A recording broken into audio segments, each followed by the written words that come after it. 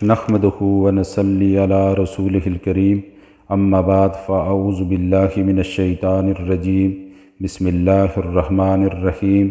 میں ہوں سردار ساجد نور اور آپ میرا یوٹیوب چینل سردار ساجد نور دیکھ رہے ہیں۔ میرے وہ دوست و احباب جو پہلی بار ہمارے ساتھ شامل ہوئے ہیں، ان سے گزارش ہے کہ ہمارے چینل کو سبسکرائب کریں، ہماری ویڈیو کو لائک کریں، شیئر کریں تاکہ یہ زیادہ سے زیادہ لوگوں تک پہنچ سکیں اور نیکی کے اس کام میں آپ کا حصہ بھی شامل ہو جائے۔ آج کا جو ہمارا ٹاپک ہے وہ ہے قصہ حضرت ہود علیہ السلام۔ اس سے پہلے ہم حضرت آدم علیہ السلام اور حضرت نوح علیہ السلام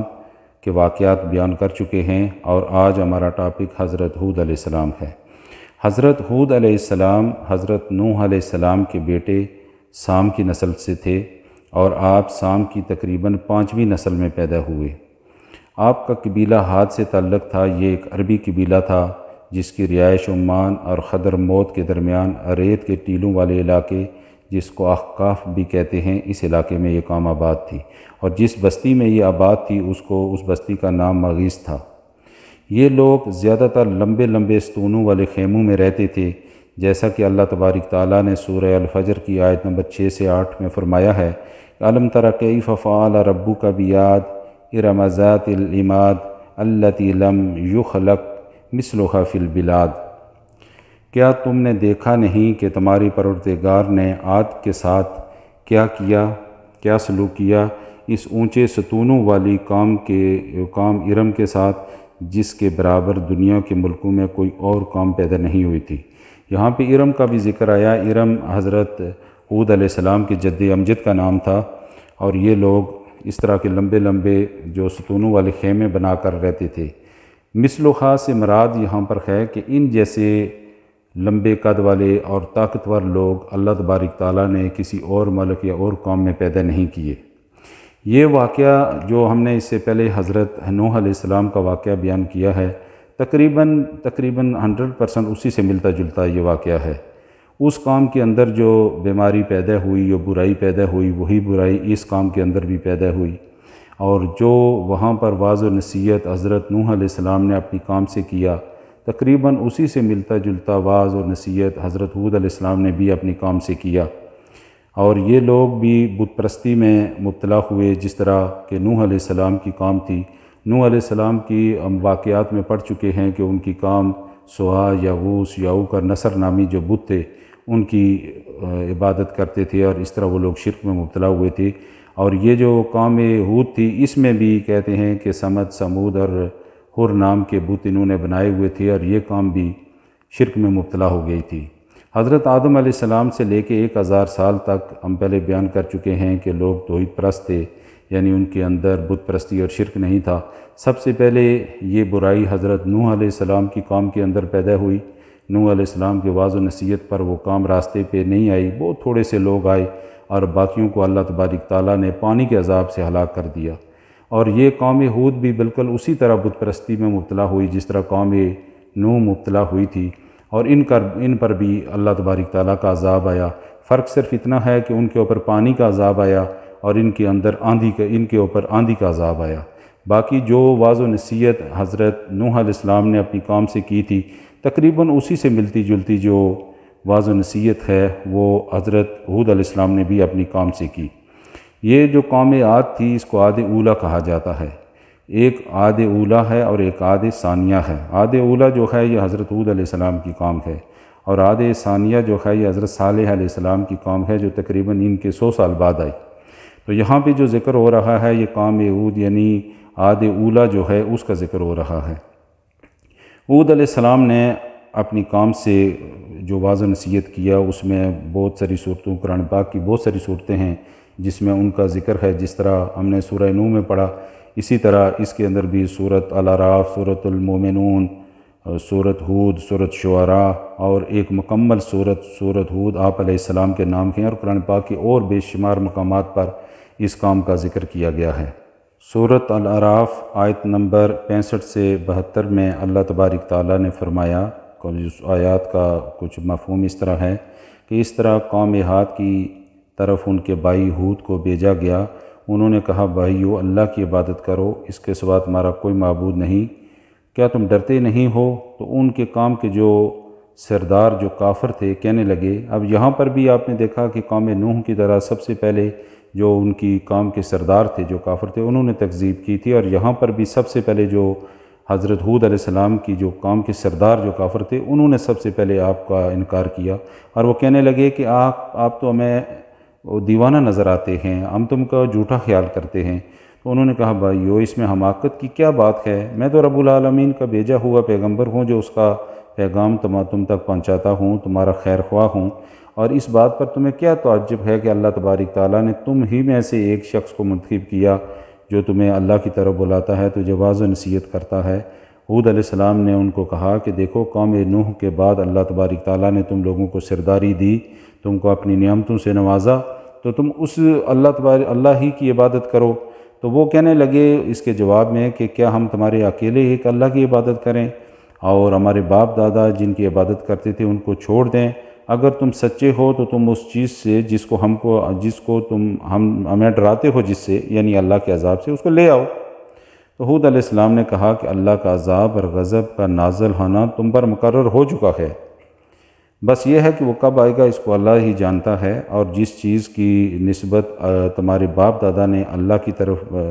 منسوب کی ہے اس کی کوئی سند تمہارے پاس موجود نہیں ہے۔ آخر میں اللہ تبارک تعالیٰ نے فرمایا کہ پھر ہم نے ہود کو اور جو لوگ ان کے ساتھ تھے ان کو نجات بخشی، اور جنہوں نے ہماری آیتوں کو جھٹلایا تھا ان کی جڑ کاٹ دی، یعنی بالکل ان کو ختم کر دیا، ان پر اللہ کا عذاب آ گیا۔ سورۃ ہود میں آیت نمبر 50 سے 60 تک اللہ تبارک تعالیٰ فرماتے ہیں، آیات کا مفہوم کچھ اس طرح ہے کہ ہم نے عاد کی طرف ان کے بھائی ہود کو بھیجا اور انہوں نے کہا میری قوم اللہ کی عبادت کرو، اس کے سوا تمہارا کوئی معبود نہیں ہے، اور میری قوم میں اس واضح و نصیحت جو تم سے کرتا ہوں میں کوئی اس کا صلہ تم سے نہیں مانگتا ہوں، اس کا ذمہ تو اللہ کے پاس ہے، یعنی اس کا اجر میں اللہ سے مانگتا ہوں۔ پھر انہوں نے وہ نعمتیں جو اللہ تبارک تعالیٰ نے اس قوم پر کی ان کی یاد ان کو دلائی کہ تم کو نوح کی قوم کے بعد اللہ نے سرداری عطا فرمائی، اس دنیا میں اللہ نے تم کو پھیلایا، تم پر آسمان سے بارشیں برسائیں، تمہاری طاقت میں اللہ نے اضافہ فرمایا، اور اللہ تبارک تعالیٰ نے تم کو پھلوں سے اور ان چیزوں سے نوازا، تو تم توبہ کرو، اللہ کی طرف رجوع کرو۔ تو وہ کہنے لگے کہ ہمیں تو یوں لگتا ہے کہ ہمارے کسی معبود نے آپ کو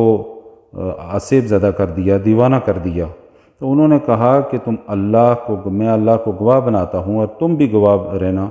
کہ جن کو تم اللہ کا شریک بناتے ہو میں ان سے بیزار ہوں، یعنی جن کی اللہ کے سوا عبادت کرتے ہو وہ اور تم سب مل کر میرے بارے میں جو تدابیر اختیار کرنی ہیں کر لو اور مجھے مہلت نہ دو، میں تو اللہ پر بھروسہ کرنے والا ہوں۔ اس طرح وہ کام جو بھی اس کو واضح نصیحت کی گئی انہوں نے اس پر کوئی عمل نہیں کیا، اور قوم نوح کی طرح وہ اسی طرح انکار کرتے رہے۔ پھر اللہ تبارک تعالیٰ نے سورۃ مومنون میں فرمایا کہ پھر ہم اس کے بعد ہم نے ایک اور جماعت پیدا کی اور انہی میں سے ایک رسول بھیجا جس نے ان سے کہا کہ اللہ کی عبادت کرو، اس کے سوا تمہارا کوئی معبود نہیں، کیا تم ڈرتے نہیں ہو؟ تو اس قوم کے جو سردار تھے کافر تھے اور آخرت کو جھٹلانے والے تھے، اور دنیا کی زندگی میں ہم نے ان کو آسودگی دے رکھی تھی، کہنے لگے کہ تم ہمارے جیسے ایک آدمی ہو، جس قسم کا کھانا تم کھاتے ہو اسی طرح یہ بھی کھاتا ہے، یعنی وہ اپنی قوم کو سردار کہنے لگے، اور جو پانی تم پیتے ہو اسی قسم کا یہ بھی پیتا ہے، اور اگر تم نے اپنے ہی جیسے آدمی کا کہنا مانا تو گھاٹے میں پڑ جاؤ گے۔ کیا تم سے کہتا ہے کہ مر جاؤ گے، مٹی ہو جاؤ گے اور ہڈیوں کے سوا کچھ نہیں رہو گے، پھر تمہیں زمین سے نکالا جائے گا، جس بات کا تم سے وعدہ کیا جاتا ہے بہت بعید ہے۔ زندگی تو یہی ہماری دنیا کی زندگی ہے، اس میں ہم مرتے اور جیتے ہیں اور ہم دوبارہ نہیں اٹھائے جائیں گے۔ یہ تو ایک ایسا آدمی ہے جس نے اللہ پر جھوٹ باندھا اور ہم اس کو ماننے والے نہیں ہیں۔ تو پیغمبر نے کہا کہ اے میرے پروردگار، انہوں نے مجھے جھوٹا سمجھا ہے، تو میری مدد فرما، یعنی اللہ تبارک تعالیٰ سے مدد مانگی ہے حضرت ہود علیہ السلام نے۔ تو اللہ تبارک تعالیٰ نے فرمایا کہ بہت جلد یہ پریشان ہوں گے، چنانچہ ان کی وعدہ برحق کے مطابق زوردار آواز نے ان کو آن پکڑا اور ہم نے ان کو بالکل کوڑا کرکٹ کر ڈالا، اور پس ظالم لوگوں پر لعنت ہے۔ پھر اللہ تبارک تعالیٰ نے اسی طرح سورہ شعراء میں بھی اسی سے ملتا جلتا بیان ہے کہ عاد نے بھی پیغمبروں کو جھٹلایا جب ان کا بھائی ہود نے کہا کہ تم اللہ سے کیوں نہیں ڈرتے، میں تمہارا ایک امانت دار پیغمبر ہوں، اللہ سے ڈراتا ہوں، اللہ کا کہنا مانو، اور اس چیز کا میں تم سے کوئی بدلہ نہیں مانگتا ہوں، اس کا جو واضح نصیحت یہ محنت تم پر میں کرتا ہوں اس کا صلہ میں اللہ سے مانگتا ہوں۔ بھلا تم ہر اونچی جگہ پر نشان تعمیر کرتے ہو، محل بناتے ہو، شاید تم ہمیشہ ان میں رہو گے۔ یعنی وہ بڑے بڑے محل تعمیر کرتے تھے، پہاڑوں کو تراش کر اس کے اندر وہ اپنے گھر بناتے تھے، لیکن زیادہ تر وہ لمبے لمبے ستونوں والے خیمے بنا کر ان میں رہنا پسند کرتے تھے۔ یہ مکانات آج بھی موجود ہیں اور ہمیں بھی اس جگہ پر جانے کا موقع ملا ہے، ہم نے بھی وہ دیکھے، وہ گھر آج بھی ہزاروں سال بعد بھی اسی طرح موجود ہیں اور عبرت کا نشان بنے ہوئے ہیں۔ اس طرح جب ہود علیہ السلام نے انہیں اللہ کی عبادت کرنے کا حکم دیا اور اس کے احکام کی تعمیل کرنے اور اس سے مغفرت طلب کرنے کی ترغیب دلائی اور ایمان نہ لانے کی صورت میں دنیا اور آخرت میں سزا کی وعید بیان فرمائی، تو قوم کے جو سردار تھے انہوں نے کہا کہ اِنَّا لَنَرَاكَ فِي سَفَاهَةٍ، بلا شبہ تم ہمیں بیوقوف نظر آتے ہو۔ سورہ اعراف میں اللہ نے فرمایا، یعنی ہمیں جس عقیدے کی دعوت دے رہے ہو وہ حماقت پر مبنی ہے، جب کہ ہم اپنے بتوں کی عبادت کرتے ہیں، ان سے مدد اور رزق کی امید ہم لگائے ہوئے ہیں۔ تو اس کے جواب میں حضرت ہود علیہ السلام نے فرمایا، یا قوم لیس بی سفاہۃ ولکنی رسول من رب العالمین، بھائیو مجھ میں حماقت کی کوئی بات نہیں، بلکہ میں رب العالمین کا بھیجا ہوا پیغمبر ہوں۔ ابلغکم رسالات ربی وانا لکم ناصح امین، اور میں تمہیں اللہ کا پیغام پہنچاتا ہوں اور تمہارا خیر خواہ اور امانت دار ہوں۔ یہ ساری واض و نصیحت ہود علیہ السلام نے اپنی قوم کو کی، اللہ کی نعمتیں یاد دلائی، لیکن اس قوم پر کوئی اثر نہیں ہوا اور اس طرح وہ اپنی ضد اور بت پرستی پر اڑے رہے۔ جس طرح اللہ تبارک تعالیٰ نے اس قوم کو بڑا قدور بنایا تھا، بڑا زور طاقت عطا فرمائی تھی، اسی طرح اللہ نے ان کو اپنی بڑی نعمتوں سے، میٹھے چشموں سے، باغات سے اور اپنی نعمتوں سے نوازا ہوا تھا۔ تو جب حضرت ہود علیہ السلام نے دعا کی کہ اللہ انہوں نے مجھے جھٹلایا تو میری مدد فرما، تو سب سے پہلے اللہ تبارک تعالیٰ نے بارش کو روک دیا، اور کہتے ہیں تقریباً 3 سال تک بارش نہیں ہوئی اور وہ چشمے خشک ہونا شروع ہو گئے، وہ باغات تباہ ہو گئے۔ اس کے بعد پھر آسمان پر کالے رنگ کے بادل نمودار ہوئے اور یہ اس کو دیکھ کر بڑے خوش ہوئے کہ اب بارش برسے گی اور پانی آ جائے گا۔ تو حضرت ہود علیہ السلام نے ان کو کہا کہ تم یہ بادل نہیں ہیں کہ بڑے خوش ہو رہے ہو، یہ وہی چیز ہے جس کی تمہیں بڑی جلدی تھی، جس کا تم مطالبہ کرتے تھے، یعنی اللہ کا عذاب ہے، لیکن ان پر اس بات کا کوئی اثر نہیں ہوا۔ اور پھر اس طرح ایک زوردار آواز آئی اور اس کے بعد ایک خوفناک آندھی شروع ہو گئی۔ یعنی حضرت نوح علیہ السلام کی جو قوم تھی، بت پرستی اور نبی کی دعوت نہ ماننے کے بعد جب اللہ نے ان پر عذاب کا فیصلہ کیا تو پانی کا عذاب آیا۔ حضرت ہود علیہ السلام کی قوم نے بھی، اللہ کے نبی نے جو ان کو دعوت دی، بت پرستی سے روکا، جب نہیں رکے تو ان پر آندھی کا عذاب آیا، اور یہ آندھی 7 راتیں اور 8 دن تک ان پر چلتی رہی، اور یہ اتنی شدید آندھی تھی کہ جہاں جہاں سے گزرتی تھی ہر چیز کو ریزہ ریزہ کر دیتی تھی۔ اور انہوں نے وہ جو بڑے بڑے پہاڑوں میں تراش کر مکان بنائے ہوئے تھے اس کے اندر انہوں نے پناہ لی، لیکن یہ ہوا ان مکانوں کے اندر بھی داخل ہو کر ان کو باہر نکالتی تھی اور پھر اٹھا کے ان کو سر کے بل زمین پہ مارتی تھی، اور ان کے سر جو ہیں وہ یعنی ٹوٹ پھوٹ کا شکار ہو جاتے تھے اور ان کے خالی جو جسم ہیں وہ پڑے رہتے تھے۔ اسی طرح ان کے کھجور کے جو تنے ہیں ان سے ان کو مشابت دی گئی، جس طرح کھجور کا اوپر سے جو پھل والا حصہ ہے اگر وہ کاٹ دیا جائے تو پورا تنا پڑا ہوتا ہے، اسی طرح جو کھجور کے تنوں کی طرح یہ پڑے ہوئے تھے، اور 7 راتیں اور 8 دن تک وہ خوفناک آندھی چلی، اور پھر وہ لوگ جو ہود علیہ السلام اور ان کے ماننے والے تھے ان کے علاوہ سب لوگوں کو اللہ تبارک تعالیٰ نے ہلاک کر دیا، اور اس طرح یہ قوم بھی ہلاک ہو گئی، اور ہود علیہ السلام اور ان کے ماننے والوں کو اللہ نے اپنے فضل سے بچا لیا۔ اس طرح ہود علیہ السلام کی جو قوم تھی وہ اپنے انجام کو پہنچی، اور قرآن پاک کے اندر مختلف قوموں کے واقعات بیان کیے گئے ہیں، انبیاء کے واقعات بیان کیے گئے ہیں، اور اکثریت میں جو واقعات بیان کیے گئے ہیں اس کے آخر میں یہ بات اللہ تبارک تعالیٰ نے فرمائی کہ اس میں نشانیاں ہیں عقل والوں کے لیے۔ یعنی یہ تمام واقعات پڑھ کے یہ باتیں سامنے آتی ہیں کہ جن قوموں نے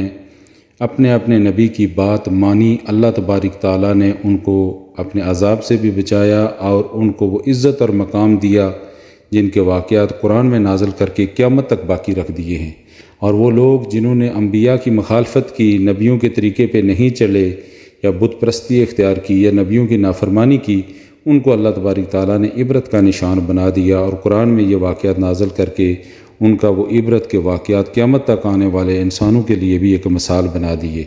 اسی طرح ہمارے نبی سیدنا محمد رسول اللہ صلی اللہ علیہ وسلم کی زندگی بھی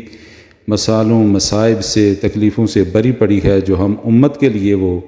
کر کے گئے، اور اللہ نے فرمایا قرآن میں کہ تمہارے لیے میرے نبی کی زندگی بہترین نمونہ ہے۔ تو یہ واقعات یہ سبق ہم کو دیتے ہیں کہ اگر ہم بھی اپنے نبی کی زندگی اختیار کریں گے، جس طرح نبی نے جو طریقے بتائے ان پہ عمل کریں گے، تو ہمیں بھی اللہ دنیا اور آخرت میں عزتیں عطا فرمائے گا۔ اور اگر ہم بھی اپنے نبی کے راستے پہ نہیں چلیں گے تو وہی ہوگا جو اس سے پہلے والی قوموں کے ساتھ ہوتا رہا اور عبرت کا نشان جو بنتے رہے۔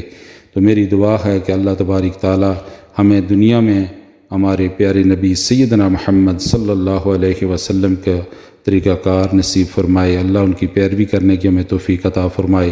اور مرتے وقت نبی علیہ الصلوۃ والسلام کا مبارک کلمہ ہمیں نصیب فرمائے، اور مرنے کے بعد اللہ ہمیں نبی علیہ الصلوۃ والسلام کی شفاعت اور ان کے مبارک ہاتھوں سے ہمیں کوثر پینا نصیب فرمائے۔ اور میں آخر میں پھر ایک دفعہ گزارش کروں گا کہ یہ واقعہ سننے کے بعد اگر آپ کو اچھا لگے تو اس چینل کو سبسکرائب کریں، اس کو لائک اور شیئر کریں، یہ جو واقعہ بیان کیا گیا ہے یا جو ریکارڈنگ کی گئی ہے، تاکہ زیادہ سے زیادہ لوگوں تک یہ حق کا پیغام پہنچ سکے۔ شاید ہمارا بھی حصہ اس میں اللہ تبارک تعالیٰ شامل کر دیں اور اس کا ہمیں اجر عطا فرمائیں۔ اس کے اندر اگر کوئی کمی بیشی، کوئی غلطی کوتاہی ہو گئی ہو تو میں اللہ تبارک تعالیٰ سے معافی مانگتا ہوں اور دعا کرتا ہوں کہ اللہ ہمیں صراط مستقیم اور انبیاء کی جو محنت تھی، زندگیاں تھیں، ان پر اللہ ہمیں چلنے کی توفیق عطا فرمائے۔ وآخر دعوانا الحمد للہ رب العالمین۔